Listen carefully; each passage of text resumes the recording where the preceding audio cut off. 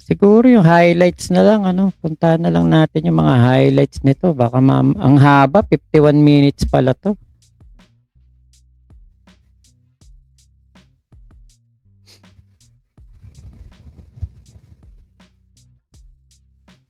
Ayun, ito haba. Ito, ano ba 'to sinasabi ni Kulaong dito?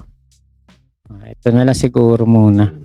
Alam nyo, ano, Tignan natin kung ano ang sinasabi ni Kulaong dito. Okay. Basa muna tayo comment. Kuya Henry nandyan at Kuya Elmer Balilo, si Ronald Federico, Pax de Mesa nandyan, si Coco. Hello po, Big Mama. Ayan, Joka.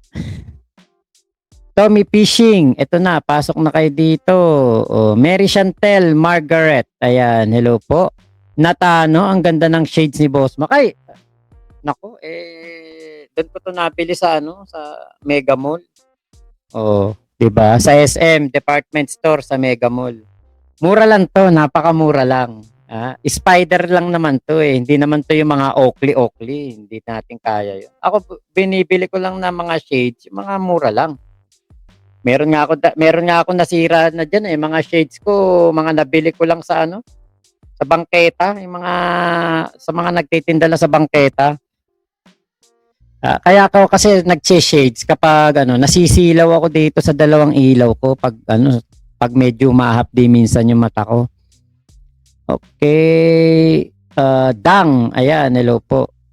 Si Dang, si Machamochi, Kuya G, John Habib. Ayan, hello po Big Mama, Ravenclaw, Ate Susan Ijiro. Ayan, Germ Out. Ayan, Germ Out. Okay, Kuya Henry Salamat sa pagpunta dito mga Lodi. Magandang gabi sa inyo. Sa mga Pablo Natics family ko dyan. Mega love shoutout sa inyo. Alam nyo na kung sino-sino kayo. Mama Chup Chup. Palike po tayo. Fritz Wiland. Ayan, nandiyan si Fritz Wiland. Everyday normal guy. Hello po. Tommy Fishing. Kuya G, waiting for so long. Kailan mahuhuyo ulit itong si Kulaong sa mga pinagagawa niya sa mga tao? Sabi kasi sa akin nung kausap ko anytime soon. Lalabas na daw po talaga. Kasi nga po, 'di ba, hindi siya umattend doon sa hearing sa mother-in-law ni Makagago. Yun po yung isang inaasahan. Tapos meron pa po doon sa asawa naman ni Makagago. Ayan. Kakapasok ko lang, commercial na agad. Ay, salamat po sa hindi po pag-skip ng commercial natin. Boss Mac, pa-shoutout naman sa mga mag-take ng board exam ng civil engineer this March 26. Padayon sa lahat, bagong inhinyerong taon 2026. Si Watanabe. Ayan. Salamat po. Joka, Kuya Mac, madaming nasira na buhay sa Kulaong. Baka bigla na lang siya mawala sa dami ng tinarantado niya. Marami nga talaga. Ate Katrina Love, ayan. Kanina pa ako nakikinig pero ngayon lang nag-comment, nakalike na rin. Shout out. Ayun, thank you po. The Modern Parents, ayan, hello. Joy mo. Ayan, Tropa Pips, minsan lang makaabot ng live, laging team replay. Salamat po. Kuya Henry, ayos lang, at least may toy ulit tayo. Gatas na naman. Okay, Machamochi Mac, may tanong lang ako. Ano gamit na apelyido ng mga anak niya? Marcos din ba? Marcos din po. Cancelled na ang FLM. Birth certificate ni Kulaong. Ano mangyayari sa busy ng mga anak niya kung Marcos din ang gamit nilang surname? Yan ang malaking problema. 'Di ba? Kasi nakalagay doon sa birth certificate yata. Hindi ko sure. Kasi syempre, kumbaga, automatic na 'yun. Marcos ang inaapelido niya sa kanyang anak, ibig sabihin, Francis Leo Marcos ang nakalagay doon na tatay. Paano yan? Na-cancel na yung Francis Leo Marcos. Di ano na yan? Kailangan pang ipabago. Diba? Ipapabago pa yung pangalan niya, yung apelido ng mga bata. Problema ng mga bata ngayon yan. Kasi sa PSA, diba, nailagay Francis Leo Marcos, may birth certificate. Ngayon, ang nailagay na pangalan, kunwari lang, Matcha Marcos. Oh. Eh di, ngayon, hindi na existing yung pangalang Francis Leo Marcos, kinansela na. Oh, eh di, ala na yun. Dapat dun talaga anuhin na, baguhin na yung pangalan. Nadadamay pa yung mga anak, di ba? Katarantaduhan ng tatay nadadamay ang anak Oh, John, dapat i-ban na yan sa YT para wala nang nabiktima. Yun nga po, kaya lang medyo matagal pa po yan. Okay, Roel Bautista ng Diego Garcia Island, Indian Ocean. Just passing kay mag-humanitarian daw pero di mapakain ng sarili. Ay naman, lokohan lang naman yun. Kuya Edison, Soro-Soro, hello po. May extra lens ba yan, Boss Mac? Ay, wala. Actually, ito sale. Nung tinignan ko siya, 1399. Sabi ko, ay mahal naman, 1399. Hindi ko nakita, may nakalagay doon, up to 50% off. Yung mga tatak ng mga salamin yung Spider, Kinetics. Nung nakita ko, sabi ko, ay talaga ba? Sabi ko dun sa babae, dun sa sales lady, talaga ba up to 50% off? Yes po. Sabi ko, ito.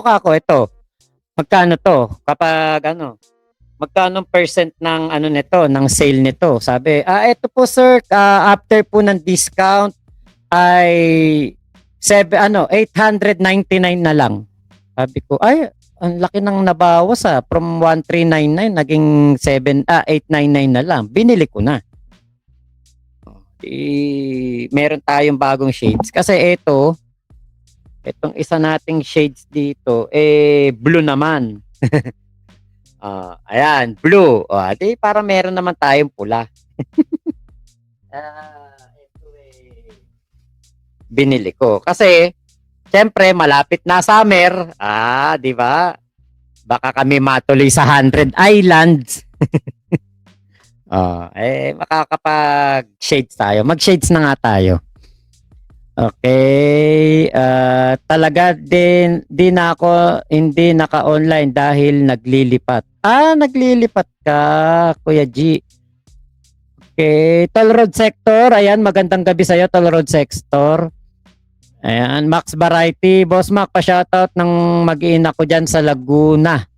Maxi, Aki at Pauline from Saudi Arabia. Max Variety. Okay, Ate Iloy, Pritzwiland. Okay. Naka-night duty pala si Toll Road Sector. Yes, Kuya Kel, na-cancel na. Okay, Daburaot ng Cebu. Ba't nung nandyan ako sa Cebu, hindi ka nagpakita sa akin?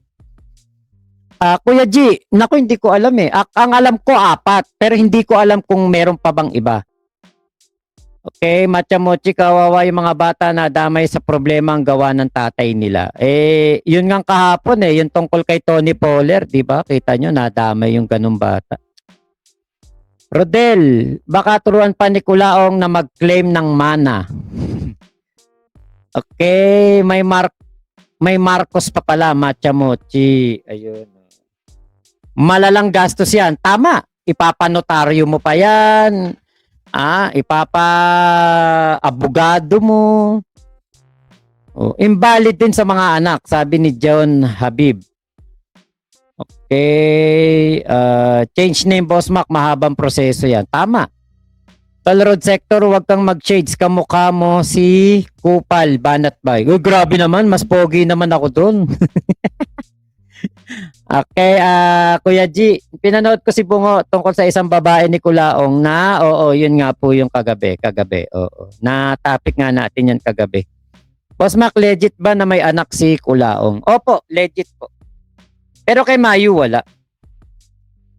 Ay, tignan nga natin, ano ba itong inaarte ni Kulaong dito? Alam nyo,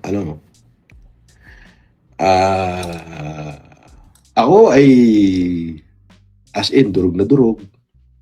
Kung makikita nyo, ay palipat-lipat ho ako ng bahay. At dahil sa ginawa nila sa akin.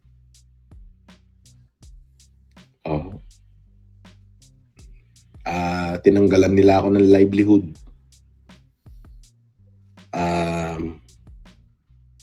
Yung aking mga social media, pinagtatanggal na nila. But it's okay. O, livelihood. Pinagtatanggal daw yung kanyang livelihood. Eh, di ibig sabihin nga, wala kang negosyo. Wala kang hanap buhay. Wala ka ibang pagkukunan ng pera. Kasi sabi mo, tinanggalan ka ng livelihood eh. O, kamusta yung palaisdaan? Eh, di ibig sabihin, hindi sa'yo yun. Yung hituan, hindi sa'yo yun. Yung tindahan doon sa Ramon Isabela na tinatambayan mo, di ibig sabihin, hindi sa'yo yun. Kasi sabi mo, tinanggalan ka ng livelihood eh. Di ba? Si pangalan nito.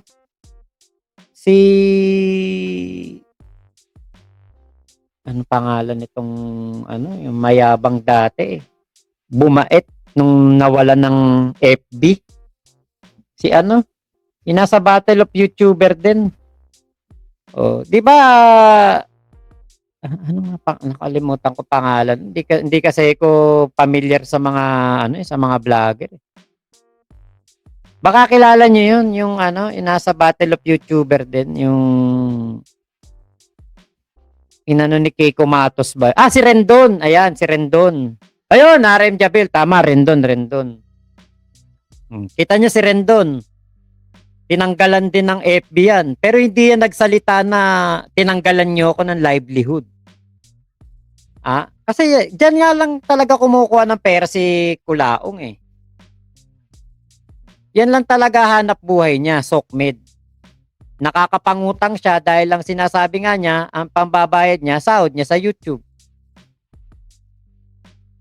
Ngayon, nung napasara yung yung Facebook, saka TikTok, yan ang nasabi ni Kulaong. Tinanggalan ng livelihood. Ibig sabihin, wala talaga ibang pagkukunan. Kaya nakadikit kay Alex Pabella. It's okay. For as long na nandiyan kayo, maraming salamat po. At patuloy ko akong ipaglalaban yung karapatan ninyo. Karapatan? Patuloy din akong...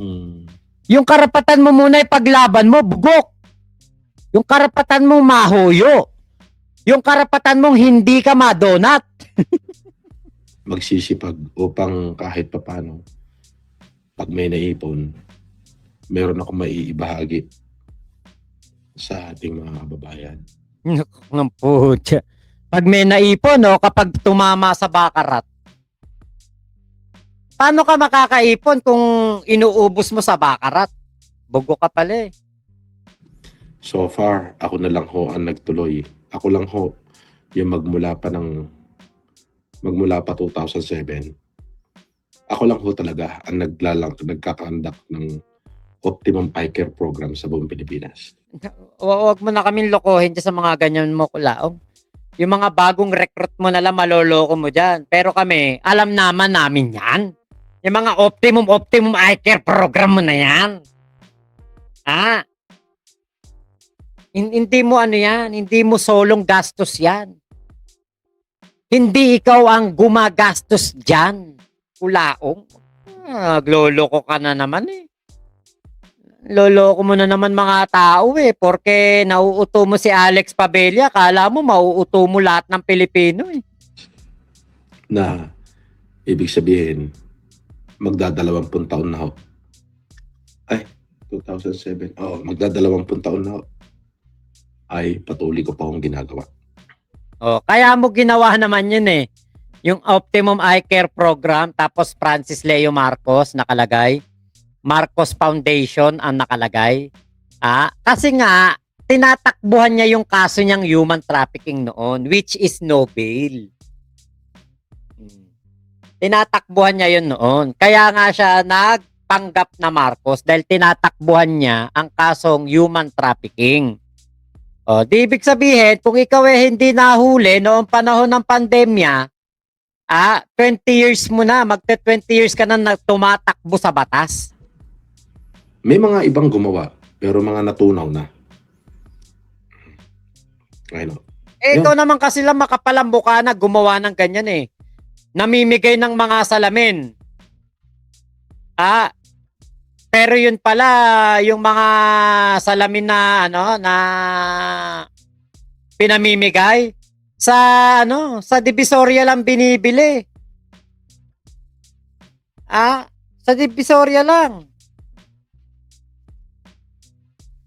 Eto nakita ko yun eh.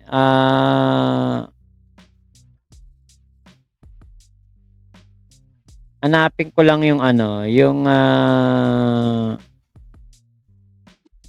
Mangusi, ano ba pangalan no?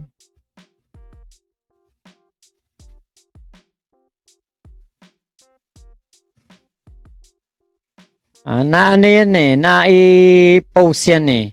Yang tungkol kay sa kapatid ni Kulaong. Puntahan lang natin yun. Doon ko nakita yun eh. Biruin mo kunwari namimigay ka ng salamin. Mabubulag pa ang mga binibigyan mo ng salamin eh. Kasi yung palang pinamimigay mong salamin, ano pala yun? Mga pipitsugin lang na salamin sa Divisoria, nabibili na para sandaan lang yata. Tapos pinapamigay, pinapasuot sa mga sa mga pumupunta dun sa kanyang humanitarian kuno, Optimum Eye Care Program kuno. Pero yun pala yung mga salamin puro mga pipitsugin lang. Teka, puntahan natin yun. Maganda pala na alala ko kasi nakita ko yun sa post ni ni Podgenius. Pero mo kung makapagyabang ka na mamahalin yung mga salamin na pinamimigay mo. Mismong kapatid pa ni Kulaong nag-booking sa kanya.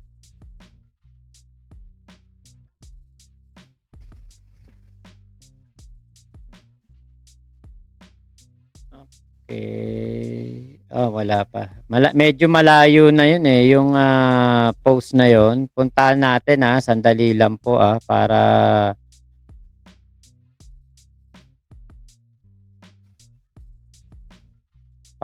makita ninyo yung etong si Kulaong.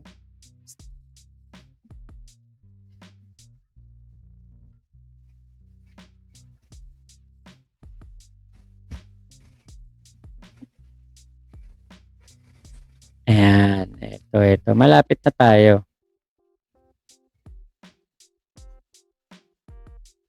Nung nung nakulong yan si Kulaong doon ko nakita yun Nakalimutan ko pangalan ng kapatid niyan yung bunsong kapatid.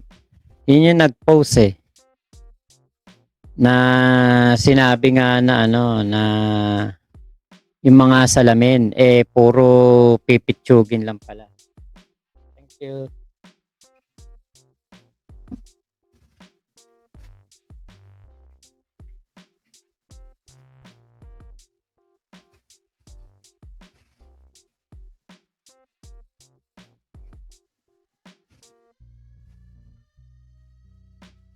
Yun, ito. Dito natin nakita yun. Ito.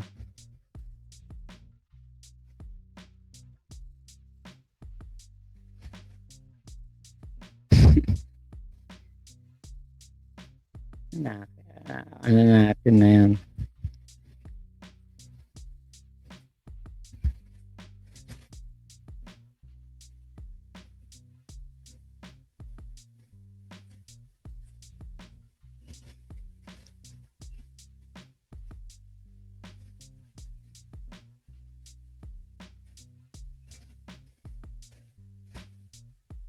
Okay, ano to? Okay, Yulin.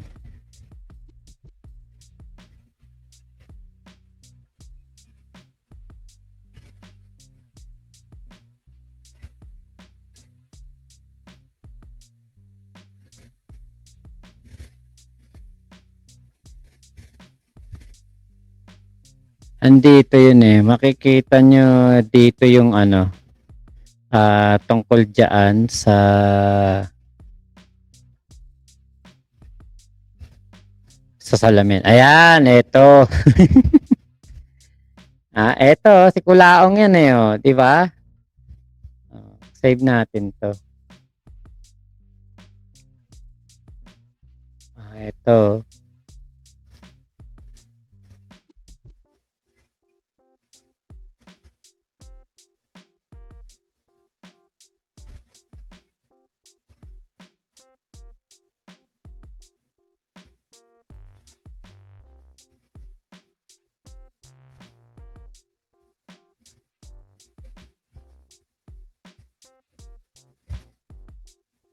Nandito yung mga tungkol sa salamin eh, ni Kulaong.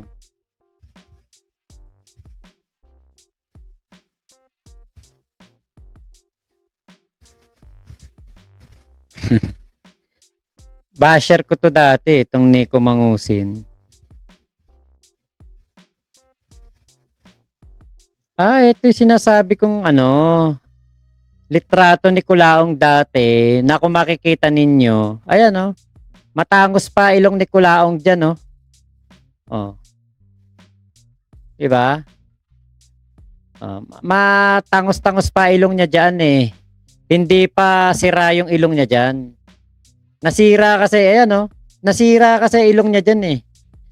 Nung nag-ano na yan, noong nagpaano ng ilong, nagparetoke ng ilong.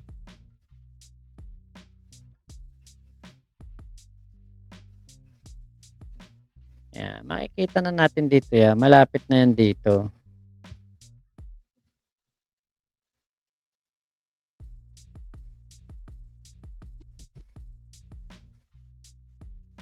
Okay.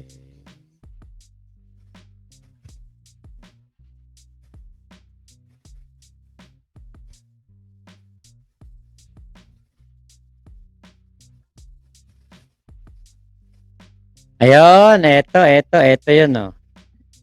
Sabi dito, tensya na, matagal natin nahanap.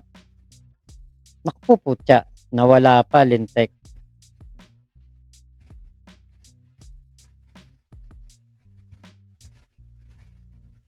Dapat pala hindi ko na nilakihan eh.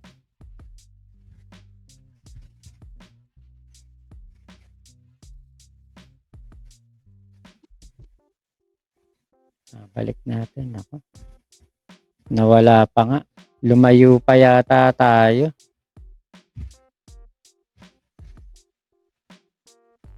Yon, ito. Sabi dito, nung Nico Mangusin, bigla kitang na-miss, Kuya Norman. Ako kumuha ng picture na yan, di ba? Naalala mo nung sinama mo ko sa Baguio? May optical mission ka, kagagaling natin sa Divisoria, namili ng mga salamin sa mata. Tig 20 pesos ang isa, bultuhan ang kuha natin noon, kaya 15 pesos na lang. Tapos, mas mahal na presyo ang ipapatong mo sa mga nag-donate sa foundation mo nang di nila alam. Di ko alam na illegal pala yun noon. Akala ko for charitable cause yun. Yan po yun. Yan po yung ano ni Kulaong noon. Ayan. Yan yung style. Mamimili daw ng tigbe 20 pesos na salamin. Kapag bultuhan, 15 pesos na lang. Pero ibebenta doon sa mga nag-donate ng mas mahal na hindi nila alam. Ayan yun. Diyan ko nabasa yun eh. Etong tungkol kay Kulaong. Yun dyan sa ano na yan. Sa tungkol sa salamin na yan. Ito yung fake ambush ni Kulaong. Ayan kinakabitan pa ng si Kulaong dito ng bandage. Antindi no. Diyan ko nakita yan, yung tungkol dyan sa salamin. Kaya Kulaong, yung kunwari optimum eye care program mo, ang salamin, binibili mo ng mura, yung mga, 'di ba kahit sa mga bangketa, makakabili ka ng mga salamin na may grado, 'di ba? Ngayon, ilalapit niya yun sa mayor. Government ang gagastos doon sa lahat ng venue sa ah, transportation ng mga doktor kuno, ng mga tauhan kuno, para doon sa humanitarian, transportation ang sasagot mayor. Gobyerno venue, transportation, pati pagkain. Mayor ang gagastos. Kaya ang kikita, si Kulaong. Bakit? Yung mga salamin na pinapamigay niya, yung mga mumurahin, doon sa mga sponsor, baka ipasa niya 1,000 isang tao yan. 1,000 isang salamin.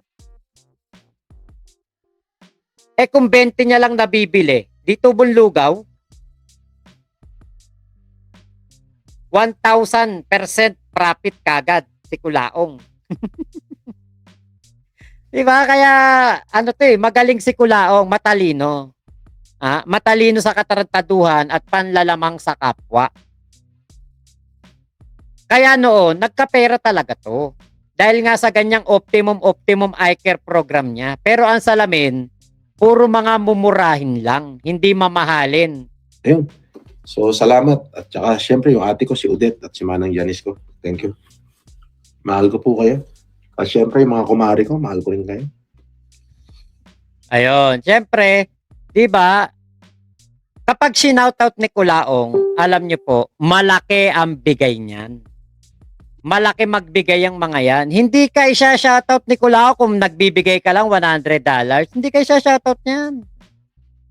Yung mga binabanggit ni Kulaong, yan ay mga malalaki po ang bigay niyan. Kasi nung dati, nung nandun din ka ako kay Kulaong, hindi ka naman masya-shoutout kung magbibigay ka lang $100. Ala ka. Tae ka lang kay Kulaong. Kaya itong mga sinashoutout niya, mga kumari niya, ito yung mga napapagpaawaan niya. So, ganun na lamang po muna. God bless you. Mabuhay po kayo. I love you guys. Maraming salamat po sa inyo. Sa lahat ng mga sumuporta dyan. Maraming salamat po. Mami Jaja Cap, Mami Naeli Maureen, maraming salamat. Siyempre yung mga nasa Hong Kong, yung mga nasa Macau, shoutout din sa inyo lahat. Siyempre itong mga nagpapalipad dito, si JC Vlogs, sama si Mr. Cadaver, 00 Gambler, si Mark Martinez, si Ben Tumbling, Micaela Mitch, Alvin Apusaga, shoutout sa inyong lahat. Si Leonida Bautista. Hi Leonida, shoutout sa iyo. Thank you. Masarap tumulong na bukal sa puso. Maraming salamat po, Ma'am Leonida Bautista. Sa inyong lahat dyan, mabuhay kayo. Gusto ko pa kayong haranahin, ngunit kailangan ko na magpahinga. Yun. Maraming salamat po. At God bless you. And maraming Kita nyo, iba na ilong ni Kulaong dito, di ba? Kesa doon sa kaninang nakita natin kay Nico Mangusin. Kasi nga, yung ilong ni Kulaong, noong hindi pa nung hindi pa ano tawag doon, retoke. Ganun nga po yung nangyari noon. Nung hindi pa napaparetoke, medyo matangos-tangos pa yung ilong. Ngayon hindi ni. Busargot na yung ilong nakabusargot. maraming salamat. Mabuhay po kayo. Reduce. Thank you. Sabi, please pa-shout out at Kachauchin Resto. Oy, Kachauchin Resto, just sa igig. Kumain ako dyan. Shout out. Maraming salamat. Mabuhay ka. Love you guys. Hmm. Alam Diba? Paawa effect eh, no? Ayun. Hindi pa rin talaga nagbabago si Kulaong. Kita nyo, nakakulong na't lahat na yan, di ba? Pero patuloy pa rin sa pangbubudol, sa panloloko. Kasi nga, kaya po ganyan na hindi titigil yan. Kasi wala naman ibang pagkukunan eh. Wala naman ibang hanap buhay. Kita nyo nga, sabi, pinasara yung kanyang mga SOCMED, tinanggalan siya ng livelihood. So, ang kanyang kinabubuhay lang, SOCMED. Wala siyang ibang pinagkukunan na pera kung hindi, SOCMED lang. So maraming salamat po ha. Ingat po kayo. Nasaan mang panig kayo ng mundo. Momo, chup chup, love you. God bless us all. Pilipinas, God first.